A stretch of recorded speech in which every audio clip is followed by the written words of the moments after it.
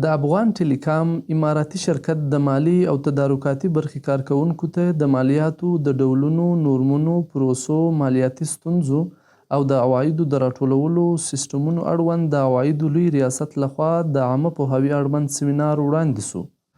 په دې سیمینار کې د عوایدو د حقوقي خدمتونو او پالیسي ریاست رئیس مولوي ندام محمد صدیقي، د عوایدو د اطلاعاتو او عامه پوهاوي امریت امیر روزي محمد نیکمل، د افغان ټیلیکام اماراتي شرکت اداري مرستیال، د بشري سرچینو رئیس او د تدارکاتو رئیس هم ګډون کړی و چې په دې سیمینار کې د عوایدو د سیسټمونو، قوانینو، طرزالعملونو، لارښوونې، مالیاتي معافیت په اړه خبرې وسوې.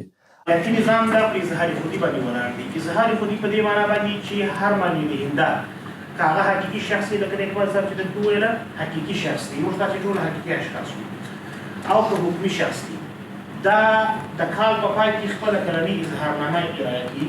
کلنۍ اظهارنامه اظهار خودي کوي، هغه څه چې د ده په نفس کې دي دا اظهاروي. زما د سږ کال عواید لکه دغه مثال چې تاسو ته وویل سوله، دغونه مې عواید به خالص، دومره مې مصارفات سوي دي، دومره مې مثلا سرجم د سرمایې سوي دي، دا ټول زه مې منفي کومه، دغه ماته خالص ګټه راغله. دغه خالصې ګټې مالیات تاسو ته. دغه پروسیجر زموږ د اماراتي شرکتو لپاره هم دی، دغه پروسیجر زموږ د غیر اماراتي شرکتو لپاره هم دی، دغه پروسیجر د حقیقي اشخاصو لپاره هم دی. زموږ د بررسۍ ریاست دی.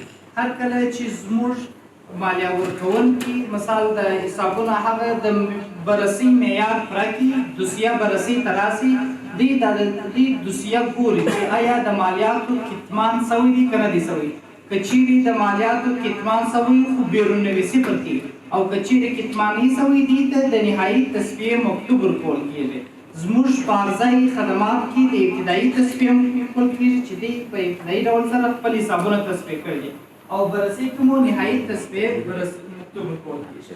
او په پای کې د کارکوونکو سوالونو ته جوابونه وویل سوه.